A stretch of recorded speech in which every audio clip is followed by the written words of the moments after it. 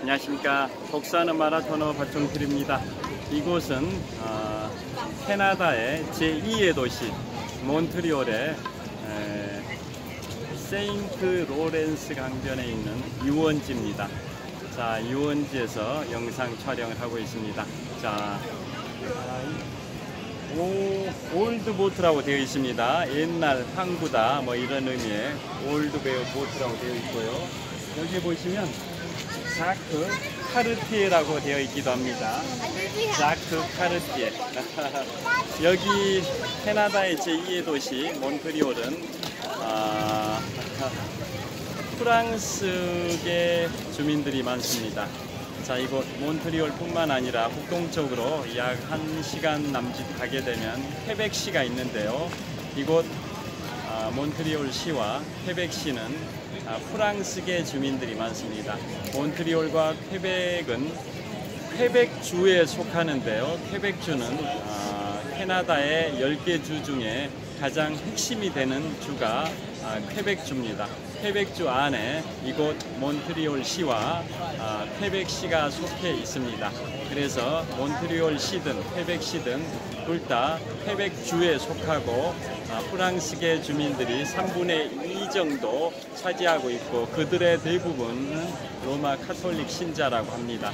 자, 그래서 왜 여기에 자크 카르티에 여기가 프랑스계 주민들이 많다 보니까 영어보다는 프랑스어로 많이 새겨져 있는 것 같습니다. 그래서 자크 카르티에가 뭔지 뭐 이거에 궁금하실 수도 있는데요. 자, 해전 관람차, 대형 해전 관람차부터 보여드리도록 하겠습니다. 자, 이곳이 유원지다 보니까 대형 해전 관람차를 타기 위해서 여기를 찾은 분들이 꽤 되는 것 같습니다. 자, 현재 시각은 2023년 8월 29일 화요일 오후 3시 36분입니다. 한국 시각으로는 8월 30일 수요일 새벽 4시 36분 정도 될 것 같습니다. 한국이 이곳 몬트리올보다 13시간 정도 빠르기 때문에 이곳 몬트리올 시각으로는 8월 28일 화요일 오후 3시 37분 정도 됐는데요. 한국 시각으로는 8월 30일 수요일 새벽 4시 37분 정도 됐을 것 같습니다. 자, 해전 관람차 유원지의 핵심 시설인데요. 평일인데도 해전 관람차를 타는 분들이 꽤 많은 것 같습니다. 그 다음에 여기는 무슨 관광거리가 조성이 되어 있습니다. 자, 이곳은 몬트리올의 구시가지입니다. 신시가지가 아니라 구시가지입니다. 제가 이곳을 거닐면서 한 30-40분 정도 촬영을 해보도록 하겠습니다. 제가 4시 15분에 제가 패키지 관광 4식구 가족 여행으로 패키지 관광에 참여했는데요. 저희 관광팀들이 총 25명입니다. 그래서 여기 몬트리올의 구시가지에서 자유시간을 갖고 있습니다. 그래서 저 일행들과 같이 움직이다가 저 현재 혼자서 유튜브를 찍기 위해서 이곳에서 자, 해전 관람차 앞에서 촬영을 시작을 했습니다. 그 다음에 여기에 아기자기한 그러한 뭐 시골 장터 같은 그러한 컨테이너 박스들이 많이 보입니다. 자, 계속 진행하겠습니다. 자, 그래서 왜 자크 카르티에라는 그 글자가 있냐면 세계 최초로 이곳 몬트리올에 방문했던 외지인이 바로 자크 카르티에라는 프랑스의 탐험가입니다. 자, 그게 1535년입니다. 1535년이면 지금부터 약 500년 전인데요. 1535년에 프랑스의 탐험가 자크 카르티에가 그 당시에 제 기억에는 프랑스의 국왕 앙리 4세입니다. 프랑스의 국왕 앙리 4세의 명을 받아서 캐나다 지역에 상황을 살펴보고 오라라고 명령을 받아서 이곳에 탐험을 왔던 분이 바로 자크 카르티에입니다. 자, 왜 그랬냐면 1492년에 크리스토퍼 콜럼부스가 신대륙을 발견하고 지금의 미국 지역에는 남미하고 중미 쪽은 대부분 스페인이 점령했고요. 유일하게 브라질 지역만 포르투갈이 점령을 해서 중남미 지역은 거의 대부분 지역을 스페인이 석권을 했었던 그런 상황이고요. 또 북미 지역의 미국과 캐나다 지역은 영국과 그 다음에 네덜란드가 앞다퉈 가지고 또 스페인도 일부 텍사스주나 플로리다주 이쪽에는 스페인이 또 점령을 했었습니다.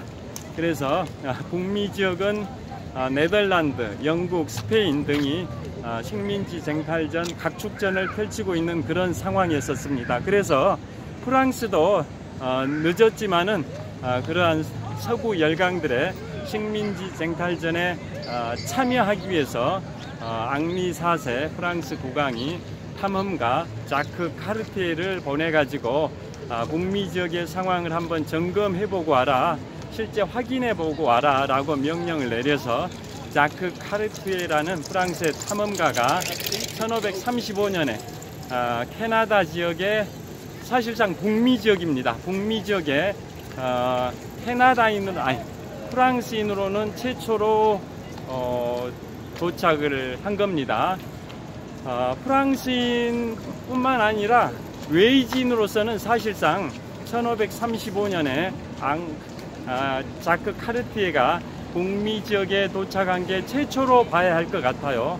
자, 여기서 길을 건너고 계속 말씀드리겠습니다. 자, 여기도 유원지가 잘 조성이 되어 있습니다. 주변의 풍경, 자, 이쪽으로 한번 보여드리겠습니다.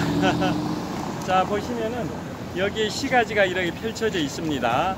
자, 이곳은 몬트리올의 구시가지의 거리 풍경을 촬영하고 있고요.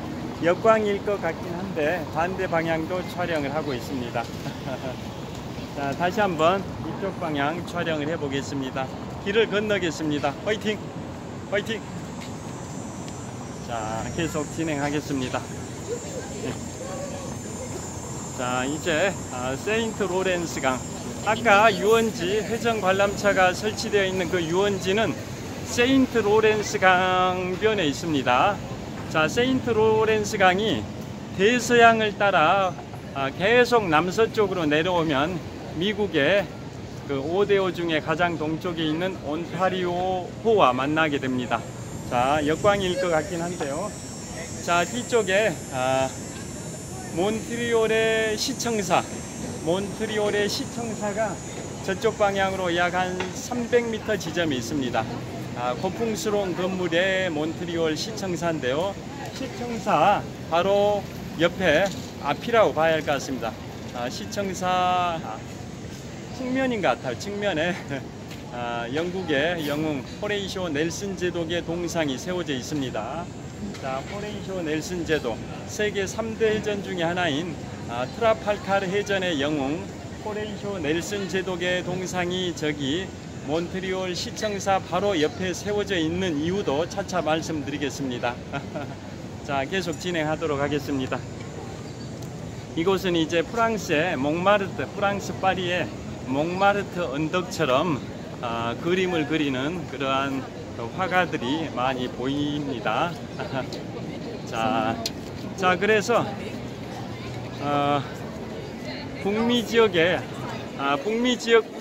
지역 전체적으로도 프랑스의 자크 카르티에라는 사람이 1535년 캐나다의 몬트리올에 도착한 게 전 세계적으로도 최초일 것 같아요. 물론 아메리칸 인디언들이 미국이나 캐나다 지역에 선점하고 있었고, 그분들은 아시아 대륙에서 베링 해협을 건너가지고 이 아메리카 대륙으로 전파됐다라고 다들 알고 계실 텐데요.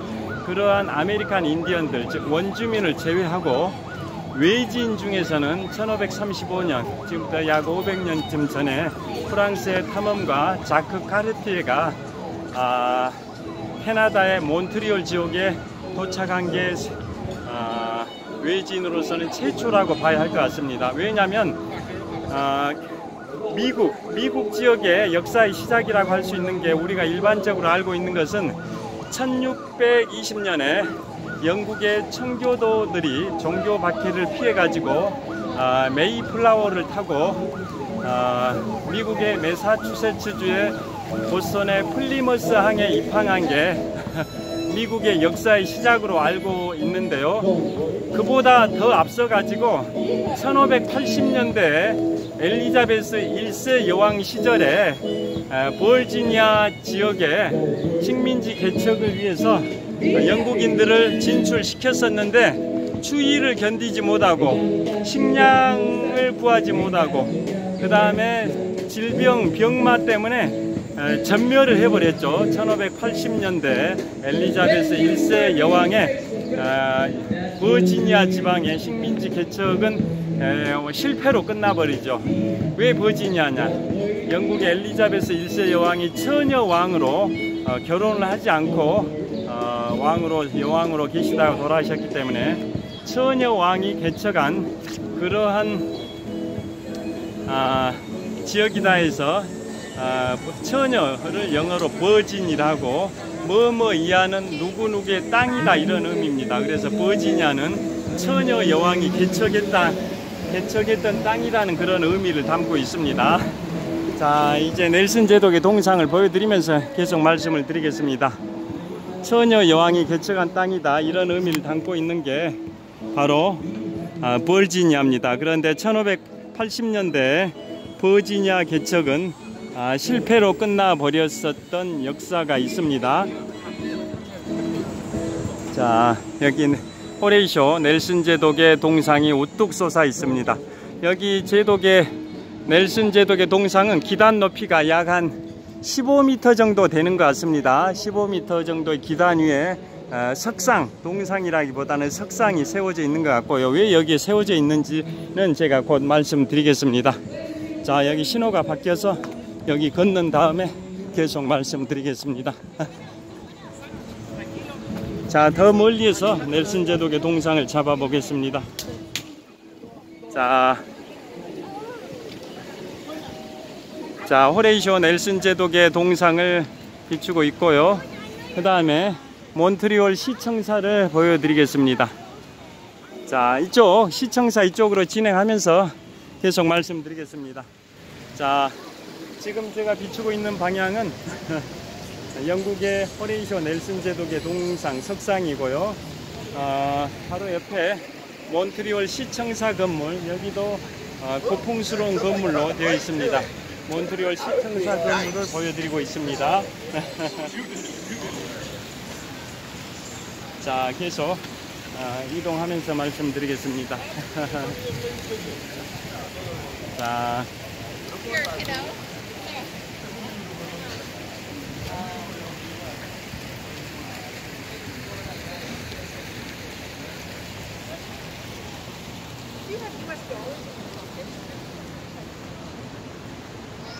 자, 몬트리올 시청사 건물.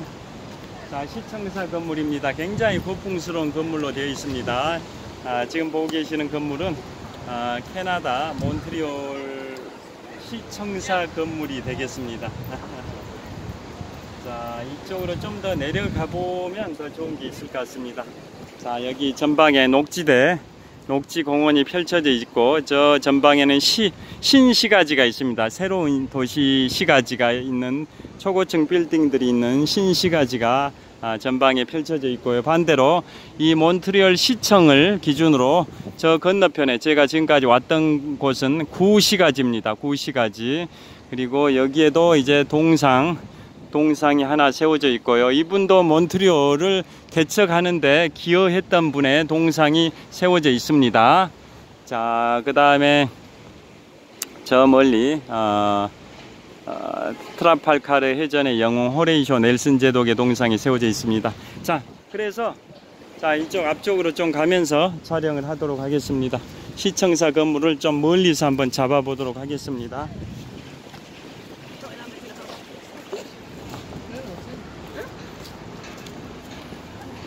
자, 그래서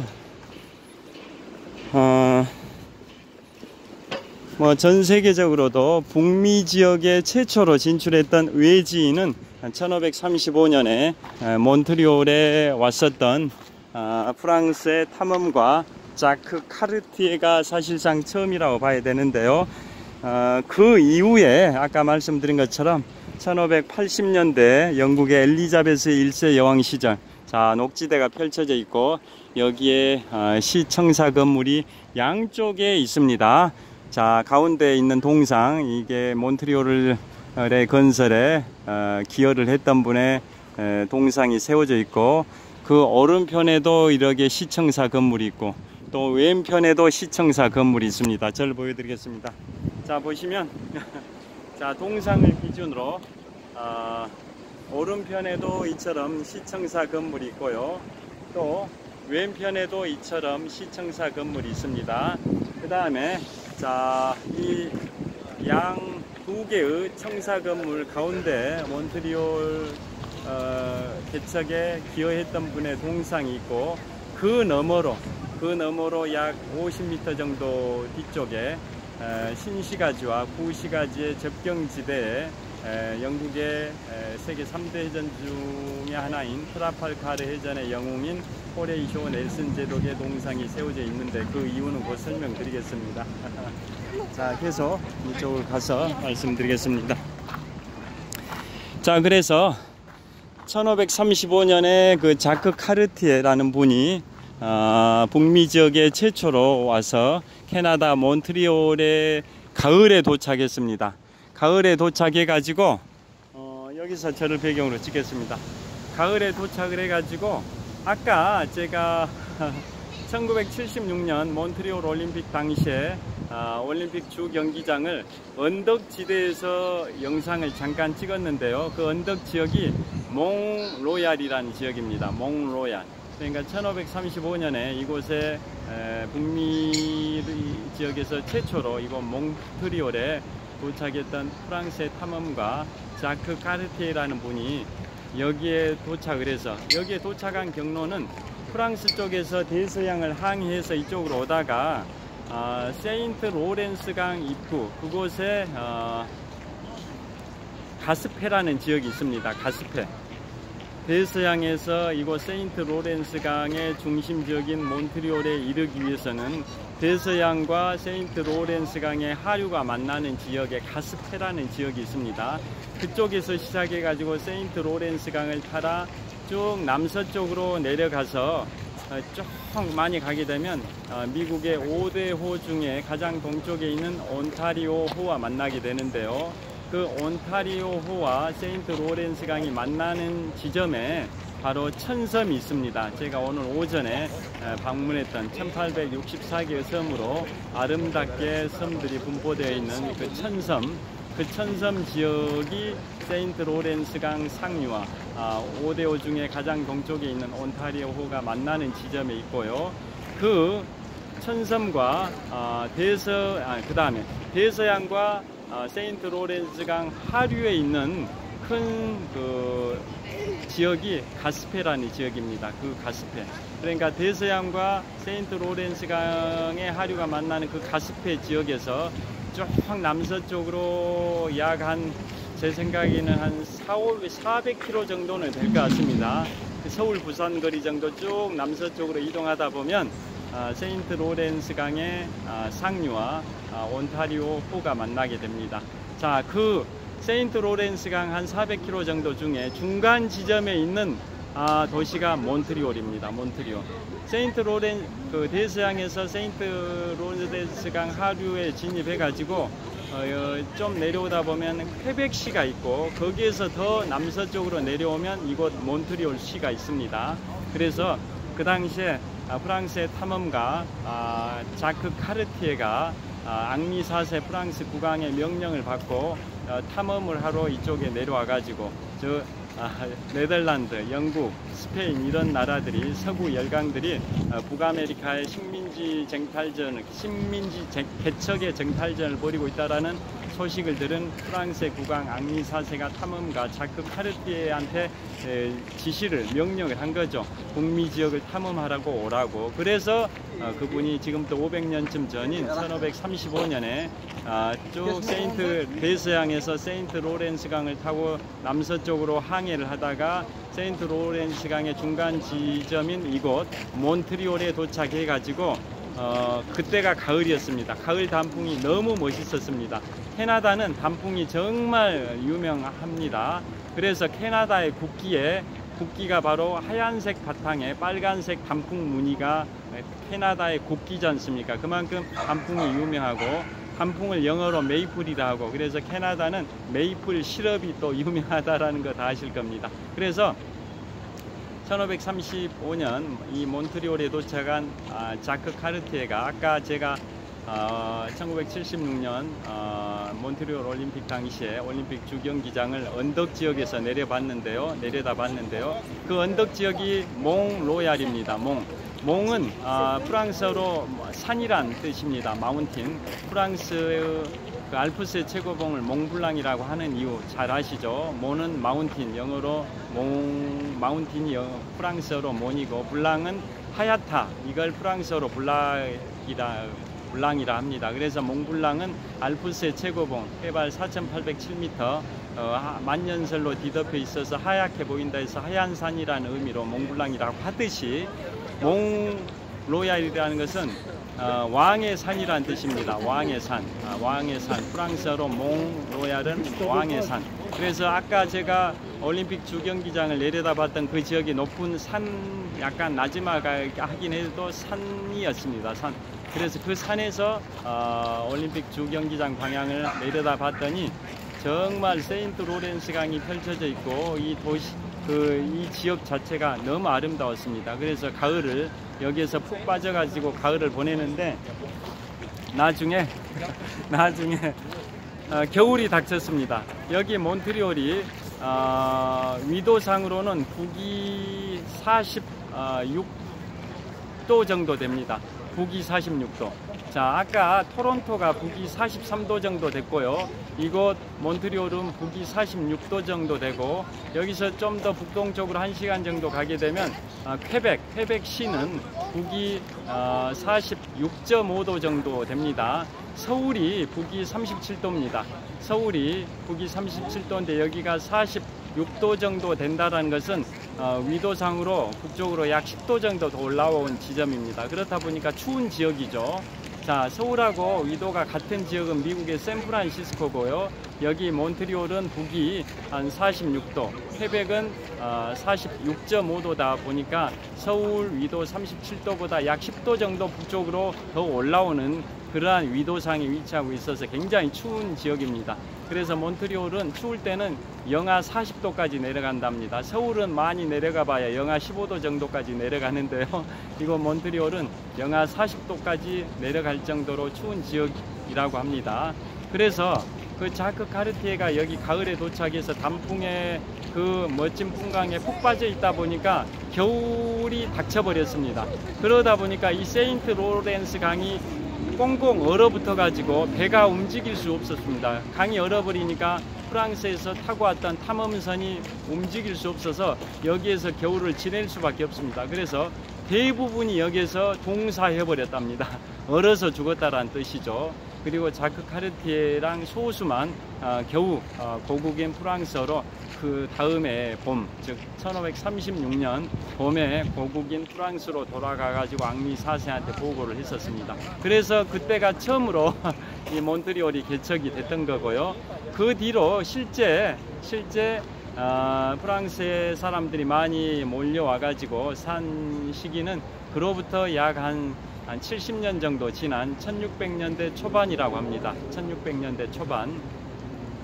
그래서 이제 그때 1600년대 초반이니까 17세기 초. 그 무렵이면 미국 지역에 영국인들이 진출했던 그 시기죠. 미국 역사의 실질적 시작은 원래 아까 말씀드린 것처럼 1580년대 영국의 엘리자베스 1세 여왕이 지금의 버지니아 지역 그쪽에 최초로 식민지인을 보냈는데 날씨가 너무 추웠고 식량을 재배하지 못했고 병마로 인해서 병으로 죽어버리고 이런 것 때문에 뭐 악조건 때문에 전멸해버렸고, 그 다음에 엘리자베스 여왕이 1603년에 서거하고 그 뒤로 이제 자식이 없는 처녀 왕이다 보니까 스코틀랜드의 제임스 6세를 잉글랜드의 제임스 1세로 겸직을 시켜서 영국의 잉글랜드의 국왕은 제임스 1세가 됐는데요. 제임스 1세 시절에 스튜어트 왕조가 시작된 거죠. 엘리자베스 1세의 튜더 왕조가 이제 종말을 구하고 자식이 없어서 먼 친척인 스코틀랜드의 국왕 제임스 6세를 잉글랜드의 국왕 제임스 1세로 겸직하게 해가지고 스튜어트 왕조가 시작이 됐는데요. 그 스튜어트 왕조의 시작인 제임스 1세 시절에 1607년과 1609년에 각각 또 버지니아 지역에 식민지인들을 보냈는데 1607년은 역시 또 전멸해버렸고, 그런데 1609년에는 일부 생존을 했습니다. 그게 이제 지금 버지니아 지방 미국의 남부 지역에, 미국의 동남부 지역이고요. 그 다음에 다시 세월이 흘러가지고 1620년에 드디어 이제 다시 청교도들이 영국의 종교 박해를 피해가지고 이쪽으로 오게 됐는데요, 미국으로. 그런데 원래는 버지니아 지역으로 가려고 했는데 폭풍이 불어가지고 배가 표류하다 보니까 지금의 매사추세츠주 보스턴에, 즉 더 북쪽으로 도착을 한 겁니다. 그래서 매사추세츠주의 플리머스항, 보스턴의 플리머스항이 입항한 게 미국의 역사의 실질적 시작이라고 하지 않습니까? 그게 1620년이니까 지금부터 무려 403년 전입니다. 403년의 역사를 갖고 있는 게 미국인데요. 자, 그보다 85년 전에 이곳 몬트리올이 프랑스의 자크 카르티에라는 탐험가에 의해서 최초로 발견이 됐었고요. 그 뒤로 계속 프랑스가 이쪽 몬트리올이나 그 다음에 북동쪽으로 1시간 정도 더 가면 퀘벡시나 다 합해가지고 퀘벡주에 속하는데요. 이쪽 지역은 다 프랑스가 이제 식민지 쟁탈전에서 비교 우위를 점하고 있었는데, 유럽에서 프랑스와 영국이 7년 전쟁을 치르게 됩니다. 그게 1756년부터 1763년까지 7년 동안 프랑스와 영국 간의 이른바 7년 전쟁의 결과 영국이 프랑스를 이기게 되죠. 그래서 파리 조약이 체결이 되고, 그로 인해 가지고 프랑스는 미국 지역에서의 식민지 주도권을 상실했을 뿐만 아니라 이 캐나다 지역에서도 식민지 주도권을 사실상 상실을 하게 된 겁니다. 그래서 1763년을 기해 가지고 이게 몬트리올과 퀘벡 이쪽 지역은 영국령이 되게 됩니다. 그러다 보니까 원래 프랑스인들이 많이 진출했었는데 영국이 이제 지배하게 되다 보니까 이쪽에 3분의 2 정도를 차지하는 프랑스계 그 주민들은 굉장히 서름과 압박과 압제 속에 살았던 거죠. 우리가 1910년부터 1945년까지 36년 동안 일제강점기 때 일본의 압제 속에서 울분 속에서 살았듯이 이곳 몬트리올 시와 퀘벡 시도 압제 속에서 살다 보니까 울분에 차 있었던 거죠. 여기 몬트리올 시나 퀘벡 시나 인구의 3분의 2는 프랑스계입니다. 영국계는 3분의 1 정도밖에 안 되고 3분의 2는 프랑스계 카톨릭 신자분들이 대부분이라고 합니다.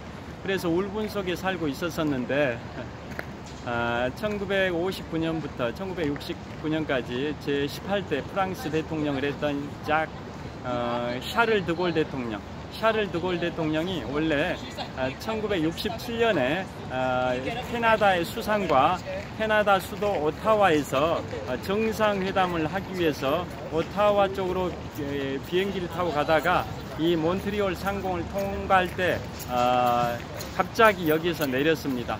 왜 그랬냐? 울분 속에 살고 있었던 프랑스계 주민들에게 사기를 진작시켜주기 위해서 여기에 내려가지고 여기 시청사의 테라스에서 연설을 하게 됩니다. 자, 지금부터 왜 저기에 호레이시오 넬슨 제독의 동상이 세워져 있는지를 지금 말씀드리기 시작했습니다.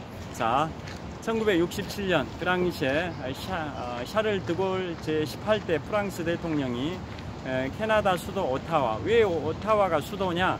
그 캐나다의 10개 주 중에 동쪽 지역에 있는 퀘벡주는 인구 캐나다 제2의 도시인 이곳 몬트리올시와 또 퀘벡시를 품고 있고요. 반면에 이 퀘벡주의 바로 서쪽에 접해 있는 온타리오주는 인구 기준 캐나다 제1의 도시인 토론토시와 또 캐나다 수도인 오타와시를 품고 있는 게 온타리오주입니다. 자, 왜 그러면 오타와가 캐나다 수도가 됐냐면 프랑스계가 많이 살고 있는 퀘벡주와 그 다음에 영국계가 많이 살고 있는 온타리오주의 중립지대가 바로 위치상으로 오타와입니다. 오타와는 이쪽 지금 몬트리올에서 북서쪽으로 약 한 100km 정도 가면 오타와가 있는데요. 그 오타와의 동쪽 지역인 퀘벡주에는 프랑스계가 많이 살고, 오타와의 서쪽 지역인 온타리오주는 영국계가 많이 살다 보니까 중립지대의 수도를 정하자 해서 오타와가 캐나다의 수도가 됐고, 인구는 10만 명 정도밖에 안 되는 소도시인데요. 캐나다의 수도가 된 이유가 퀘벡주와 온타리오주의 중립지대에 있어서 수도가 된 겁니다. 여하튼 여기 이제 수도가 정해진 이유는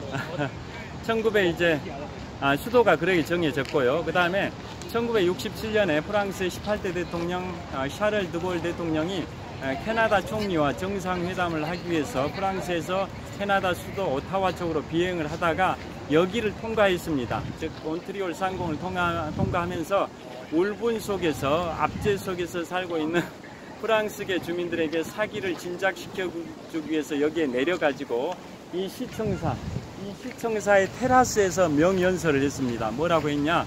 만세 삼창을 했습니다. 프랑스 만세, 퀘벡 만세, 몬트리올 만세. 왜 그랬냐?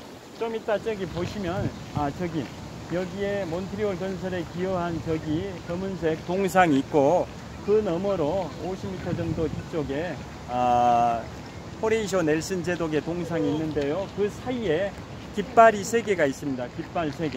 깃발이 3개 있는데요. 제일 오른쪽에는 캐나다 국기입니다. 캐나다 국기가 있고, 그 가운데에는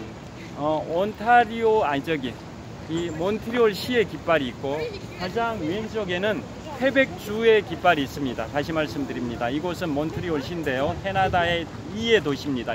인구 2위 규모의 도시. 깃발이 3개인데 가장 오른쪽이 캐나다 국기, 가운데가 몬트리올 시 깃발. 몬트리올 시는 퀘벡주에 속합니다. 그래서 제일 왼쪽에는 퀘벡주의 깃발입니다. 퀘벡주의 깃발. 그게 힘차게 펄럭이고 있는데요. 그래서 이곳에 1967년에 이 비행기를 타고 가다가 이곳 몬트리올 시청사 테라스에서 프랑스의 제18대 대통령 샤를 드골 대통령, 제2차 세계대전 당시에 자유 프랑스군을 이끌었고, 그 노르망디 상륙작전 3일 전인 1944년 6월 3일부터 약 1년 반 동안은 프랑스 공화국 임시정부의 주석을 지내기도 했고, 1958년부터 59년까지 한 7개월 동안은 프랑스의 총리를 지내다가 1959년 1월부터 1969년 4월까지 약 10년 정도는 프랑스의 18대 대통령을 했던 프랑스의 영웅이죠. 샤를 드골 대통령. 그분의 뜻을 기리기 위해서 프랑스 파리에는 샤를 드골 국제공항도 있습니다. 여하튼 그분이 1967년에 이곳 시청사 테라스에 올라가가지고 만세 삼창을 했습니다. 프랑스 만세, 퀘벡 만세, 몬트리올 만세. 즉 프랑스계 주민들의 그 모국이 프랑스지 않습니까? 그래서 프랑스 만세. 그 다음에 이 몬트리올이 퀘벡주에 속하지 않습니까? 그래서 퀘벡 만세. 그 다음에 이 몬트리올에 살고 있는 몬트리올의 프랑스계 주민들을 위해서 몬트리올 시 만세. 프랑스 만세, 퀘벡 만세, 몬트리올 시 만세를 외쳤습니다. 그러니까 울분 속에서, 압제 속에서 살아왔던 프랑스계 주민들이 만세 삼창을 복창을 하면서 엄청나게 환호했었습니다. 그래서 여기에서는 그 뒤로 1980년대에는 여기에서 이 퀘벡주 자체를, 몬트리올과 퀘벡시를 포함하고 있는 퀘벡주 자체를 캐나다로부터 독립을 시킬지 말지를, 프랑스계가 많이 살고 있는 퀘벡주를 프랑스에서 독립시킬지 말지를 주민투표를 했는데 1980년대에는 주민들이 한 30 몇 프로가 찬성했는데 1990년대에는 47%인가 8%인가 9%, 거의 과반수에 육박하게 찬성을 했답니다. 만약에 과반수가 됐다면 이 퀘벡주는 캐나다에서 독립을 했을 겁니다. 그런데 가까스로 미달이 됐던 거죠. 1990년대 투표에서 47, 8, 9 셋 중에 하나입니다. 과반수가 안 돼가지고 독립은 안 됐었습니다. 여하튼 프랑스의 그 샤를 드골 대통령이 1967년에 이 시청사 테라스에서 그렇게 명연설을 해가지고 압제 속에서 영국의 지배, 여기가 영연방 국가지 않습니까? 캐나다가 뭐 호주, 뉴질랜드, 인도, 뭐 여러 나라 등과 함께 캐나다도 영연방 국가다 보니까 형식상, 명목상 국가 원수는 영국의 국왕, 현재는 찰스 3세죠. 찰스 3세가 캐나다의 명목상 군주이죠. 그리고 여기 총리는 그야말로 내각 수반일 뿐이죠.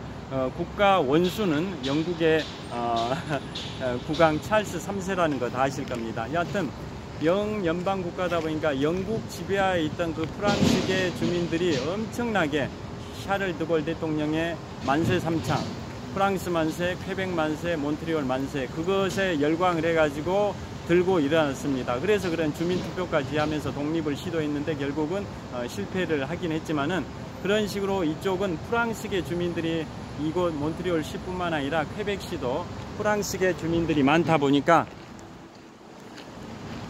이제 모일 시간이 됐습니다. 4시 15분에 식당에서 모이기로 했습니다. 이제 마무리하겠습니다. 그래서 여기에 프랑스계들이 그렇게 샤를 드골 대통령의 연설에 감동해가지고 만세 삼창을 따라하기도 했는데요. 그거다 보니까 독립 분위기가 팽배했었던 건데, 그것을 꺾어버리기 위해서 이 캐나다 정부에서는, 즉 영국의 연방이지 않습니까? 그래서 캐나다 정부에서는 바로 호레이쇼 넬슨 제독의 동상을 세웠습니다. 저기 뒤에 보이시죠? 가면서 하겠습니다. 지금 시간이 없어서. 자, 그래서 호레이쇼 넬슨 제독의 동상을 왜 세웠냐? 호레이쇼 넬슨 제독 하면 1805년 10월 21일 세계 3대 해전 중에 하나인 트라팔카르 해전의 영웅입니다. 세계 3대 해전 중에 하나, 세계 3대 해전이라고 하면 페르시아와 그리스가 격돌했던 기원전 480년 제3차 페르시아 전쟁 당시에 살라미스 해전이 하나가 있고, 그 다음에 1588년 영국의 엘리자베스 1세 여왕이 스페인의 펠리페 2세의 무적 함대를 격파시켰던 칼레 해전이 1588년에 있었고, 그 다음 마지막에 트라팔카르 해전이 1805년 10월 21일 영국의 호레이쇼 넬슨 제독, 저 동상의 주인공이죠. 저 동상의 주인공 호레이쇼 넬슨 제독이 바로 프랑스와 스페인의 연합 함대를 트라팔카르 그 해협에서 해상에서 격침시켰었습니다. 그래서 나폴레옹의 영국 상륙을 좌절시켰던 그 전투가 세계 3대 해전 중에 하나인 트라팔카르 해전이고, 그 영웅이 바로 저 호레이쇼 넬슨 제독입니다. 그래서 넬슨 제독이 결국은 과거에 영국이 프랑스를 꺾었을 때의 그 최고 사령관이다 보니까 프랑스의 캐나다에서 프랑스계 주민들의 독립 의지를 꺾어버리기 위해서 저기에다 넬슨 제독의 동상을 세워놨었습니다. 과거에 영국이 프랑스를 꺾었던 그 상징적 인물이 넬슨 제독이기 때문에 캐나다에서 프랑스계의 주민들의 독립의지를 좌절시키기 위해서 꺾어버리려고 넬슨 제독의 동상을 세웠었던 건데요. 동상이 세워진 다음에 프랑스계 주민들이 저 동상에다 돌을 던지고 동상에 목을 부러뜨려 버리고 막 그러다 보니까 동상의 기단을 계속 높였습니다. 그래가지고 기단이 저렇게 높아진 거고, 그래도 돌을 던지고 그러니까 동상 크기를 작게 했습니다. 그런데 이제 저 동상의 머리에 비둘기들이 똥을 싸고 그러니까 동상에다가 비둘기가 못 앉게 하려고 이 핀, 바늘 같은 것을 이렇게 꼽아놨습니다. 자, 그래서 저기 호레이쇼 넬슨 제독의 동상이 있습니다. 자, 오늘 지금 오후 현지 시각으로 2023년 8월 29일 화요일 오후 4시 15분입니다. 약속 장소로 가야 됩니다. 자, 한국 시각으로는 8월 30일 수요일 새벽 5시 15분 정도 됐습니다. 이곳 몬트리올 시청사에서 호레이쇼 넬슨 제독의 동상을 배경으로 독서하는 마라토너 박종필이었습니다. 시청해 주셔서 감사합니다. 화이팅! 자, 햇볕이 보이는 데서 저를 보여드리겠습니다. 자, 지금까지 몬트리올 시청사 건물에서 호레이쇼 넬슨 제독의 동상을 배경으로 독서하는 마라토너 박종필이었습니다. 감사합니다. 화이팅! 자, 여기서 감사합니다.